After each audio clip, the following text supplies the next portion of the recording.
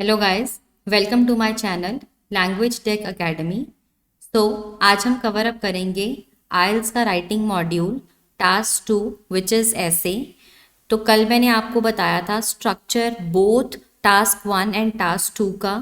आज हम सिर्फ कवर अप करेंगे ऐसे के templates, because most of the students जो हैं क्लास में हमेशा यही पूछते हैं कि मैम हमें स्टार्ट बता दो, हमें स्टार्ट कैसे करना है, हमें स्टार्टिंग सेंटेंस बता दो, आगे हम लिख लेंगे। तो आज का ये मेरा पूरा का लेक्चर जो पूरा लेक्चर जो है वो उन स्टूडेंट्स के ऊपर ही है। तो सबसे पहले हम देखेंगे हमारे पास आइल्स में राइटिंग टास्क 2 में कितनी तरह के एसेज होते हैं। सबसे फर्स्ट टाइप हमारी होती है discuss both views and give your opinion.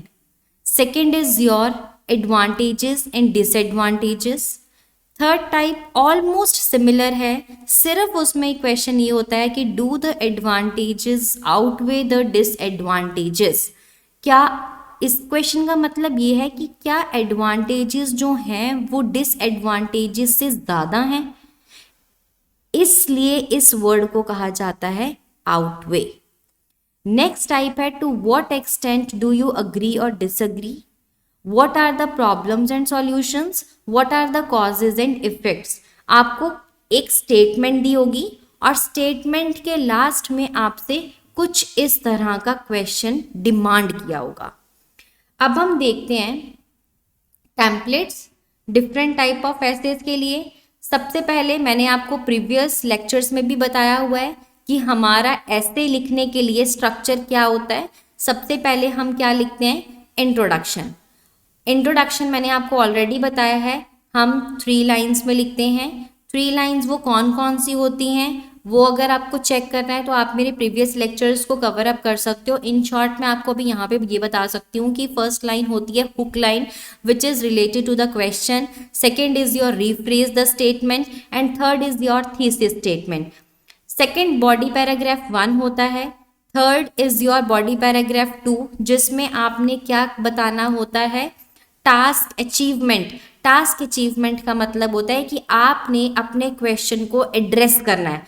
Address करने का मतलब ये होता है कि आपका क्वेश्चन जो है वो किस टाइप का है, डिस्कस बोथ व्यूज का है, अग्री डिसअग्री है, कॉजेज सॉल्यूशंस हैं, रीजंस इफेक्ट हैं, किस तरह का क्वेश्चन है, एडवांटेजेस डिसएडवांटेजेस हैं, वो आपने क्या बतानी होती है BP1 और BP2 में। एंड देन आफ्टर आपने इन शॉर्ट ब्रीफ में क्या बताना होता है कि कंक्लूजन क्या है पूरे ऐसे का। अब हम देखेंगे first template is discuss both views. अब डिस्कस बोथ व्यूज में हमने फर्स्ट स्टेटमेंट क्या लिखी है, यहाँ पे मैंने ऑलमोस्ट आपको हुक लाइन दी है, लेकिन आपको और हुक लाइंस अगर स्टेटमेंट से रिलेटेड चाहिए, फॉर एग्जांपल जैसे एजुकेशन के ऊपर क्या होगी, अगर ऐसे एजुकेशन पे आ गया तो वो आप प्रीवियस लेक्चर्स को कवर अप कर सकते हो। यहाँ पे मैंने आपको वैसे ही क्वेश्चन के अकॉर्डिंग बताया है कि आप कैसे स्टार्ट कर सकते हो क्वेश्चन।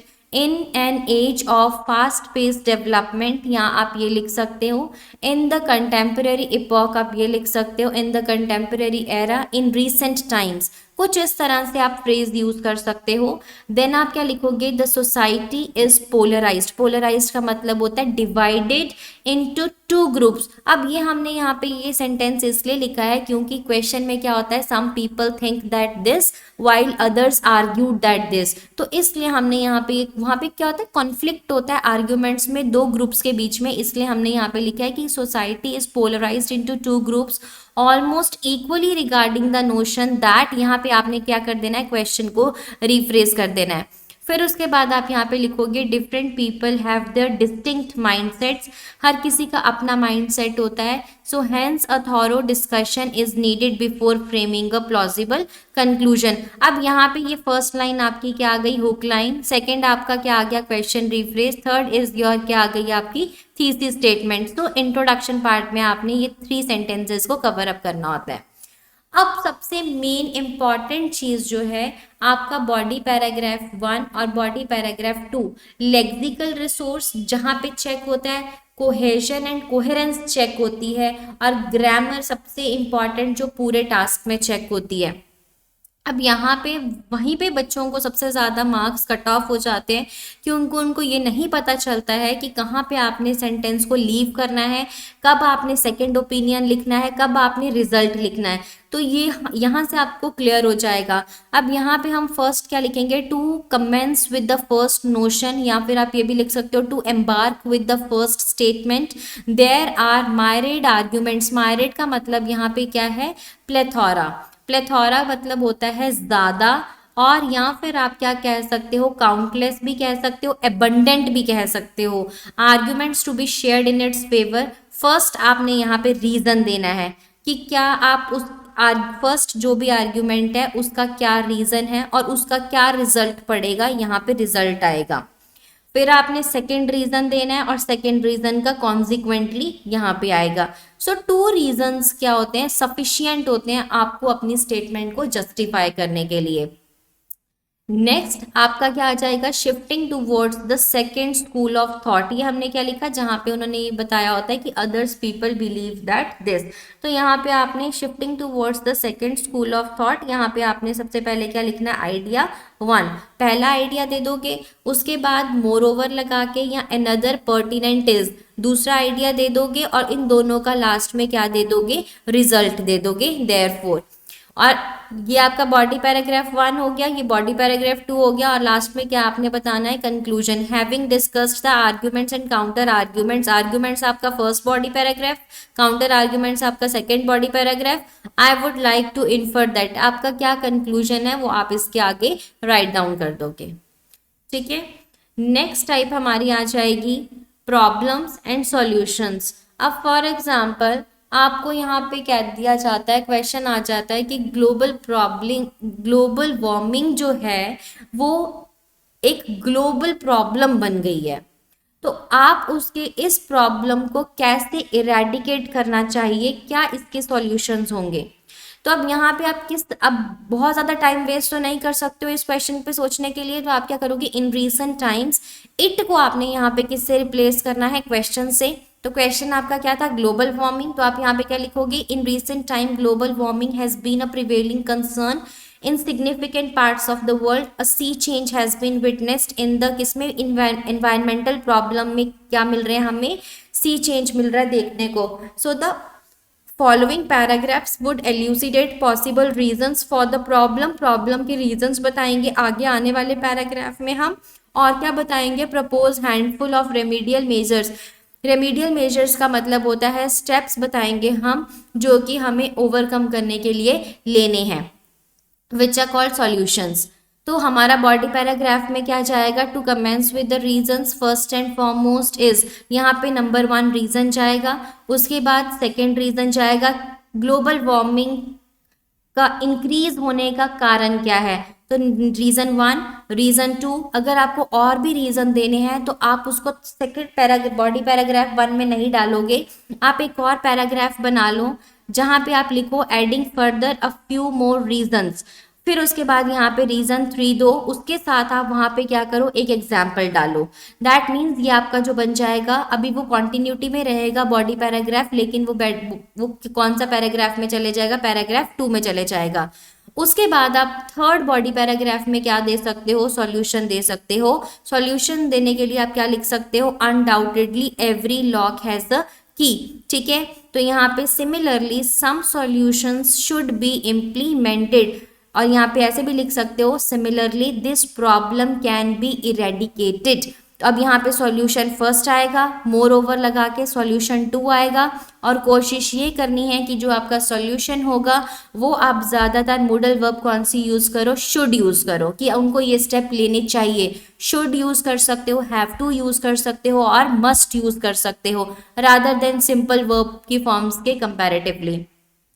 नेक्स्ट आपका जो आपका कंक्लूजन है वो क्या लिख सकते हो, to wrap up, to sum up, to recapitulate, I would like to state that authorities and individuals. Authorities को आप यहाँ पे गवर्नमेंट भी लिख सकते हो, लेजिस्लेशन भी लिख सकते हो, and individuals both should put their foot forward together in order to curb the manner. मतलब इस प्रॉब्लम को ओवरकम करने के लिए दोनों को ही आगे आना चाहिए। तो ये आपका क्या हो जाएगा, रेडीमेड कंक्लूजन हो जाएगा। विदाउट वेस्टिंग योर टाइम आप यहाँ पे क्या कर सकते हो, इसको लिख सकते हो।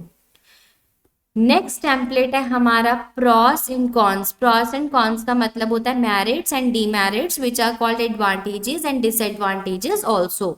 तो यहाँ पे आप क्या, अब जैसे फॉर एग्जाम्पल आपको क्वेश्चन आ जाता है watching TV has pros and cons, what do you think, आपको क्या लगता है? तो आप क्या लगा दोगे, no one can deny the fact that, यहाँ पे आप डाल दोगे क्वेश्चन। फिर आप इसके आगे लिखोगे कि this phenomenon is offering multifarious benefits to people, भी लिख सकते हो, चिल्ड्रन भी लिख सकते हो। हाउएवर, लेकिन उसकी वजह से sometimes a couple of problems emerge due to the same. अब हम कह रहे हैं कि टीवी देखने के फायदे भी हैं और नुकसान भी हैं, तो हम दोनों साइड पे जा रहे हैं। So the following paragraphs would cast light on the pros, यहाँ पे एस लगा लेना, pros and cons, right. The following paragraphs would cast light on the pros and cons of, यहाँ पे क्या आ जाएगा, आपका टॉपिक का नेम आ जाएगा विच इज वॉचिंग टीवी, ठीक है। नेक्स्ट आपका आ जाएगा to commence with the bright side. अब ब्राइट साइड का मतलब ये है कि आपने यहाँ पे क्या बतानी है, एडवांटेजेस बतानी है। तो यहाँ पे सबसे पहले क्या आ जाएगा, यहाँ पे आपका सबसे फर्स्ट आ जाएगा रीजन 1। फर्स्ट रीजन बताओगे आप टीवी देखने की क्या एडवांटेजेस हैं, उसके बाद आप बताओगे रीजन 2, और उसके बाद आप एक एग्जाम्पल बता सकते हो कि आपको फॉर एग्जाम्पल कहाँ पे हेल्प हुई है टीवी देखने से।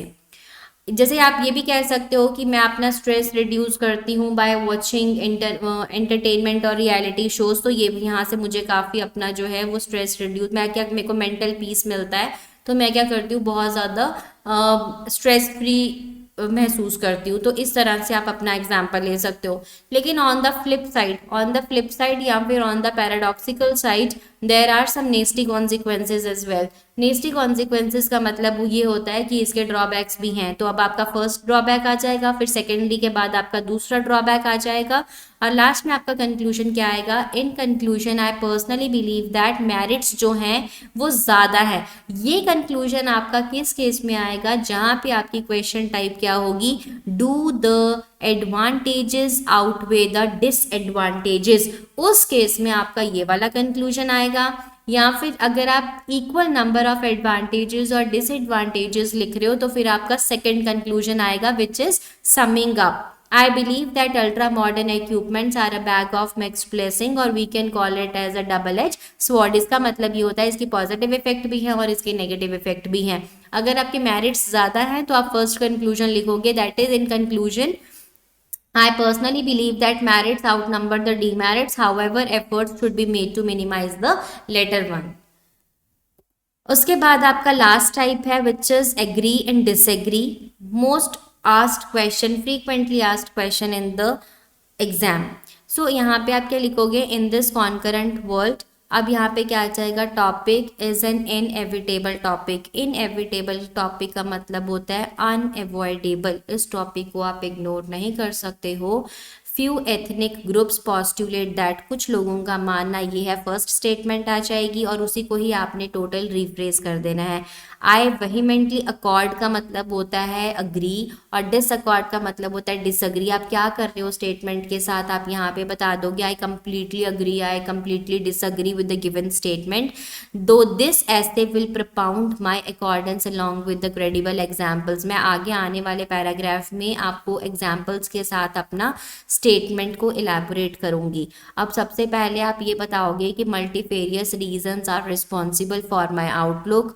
ये firstly the most discernible nub, most discernible नब ये होता है, इसका मतलब कि फर्स्ट एंड फॉरमोस्ट जिसको आप लिखते हो one of the cardinal is, यहाँ पे फर्स्ट नंबर लिख दोगे, उसको आपने क्या करना है, क्लैरिफाई करना है। तो आप कैसे लिखोगे, टू क्लैरिफाई इट प्रॉपरली, या फिर लिख सकते हो टू इलैबोरेट, ठीक है। उसके बाद आपने पॉइंट 1 को क्या कर देना, प्रॉपरली एक्सप्लेन करना है। फिर सेकंड पॉइंट लिखने के लिए आप जैसे most of the students use करते हैं एडिंग फर्दर या प्रॉबिंग अहेड या मोर ओवर, फर्दर मोर, तो आप क्या लिख सकते हो, one more rational to substantiate my crux is, ये आपका यहाँ पे पॉइंट नंबर 2 आ जाएगा। फिर लास्ट में आप ये लिख सकते हो कि these are some top notch concrete reasons है मेरे अग्री या डिसएग्री करने के लिए टू द प्रेजेंट्स आर्ग्यूमेंट। ठीक है। फिर अगर आपको पॉइंट एग्जाम्पल डालना है साथ में तो आप कैसे लिख सकते हो, to justify the standpoint there is an epitome of, epitome हम एग्जाम्पल के लिए यूज करते हैं। फिर उसके बाद आपका पैराग्राफ आ जाएगा on second thought. Second thought में आप क्या लिखोगे, a couple of reasons drive me to consider the opposite notion as well. आप दूसरी साइड पे भी इसको लेके जाओगे, सबसे फर्स्ट रीजन दोगे, फिर उसका आप रिजल्ट बताओगे कॉन्सिक्वेंटली लिख के, फिर आप सेकेंड रीजन दोगे विच स्टार्ट्स फ्रॉम मोर ओवर से वो स्टार्ट होगा, फिर आप वहाँ पे रीजन 2 दोगे और उसके बाद आप क्या लगाओगे, देयर फोर लगा के आप उसका रिजल्ट डालोगे। बस इतना याद रखना, जो बच्चे अपना मतलब रिजल्ट नहीं लिखते हैं स्टेटमेंट देने के बाद, मतलब सिर्फ रीजंस लिख के आ जाते हैं और उसका रिजल्ट नहीं बताते हैं, उन्हीं स्टूडेंट्स के सिर्फ 5.5 और मतलब लेस देन इतने बैंड्स आते हैं। तो वो यही रीज़न है कि वो कुछ चीज़ें स्किप कर जाते हैं टास्क में, that's why they get less bands.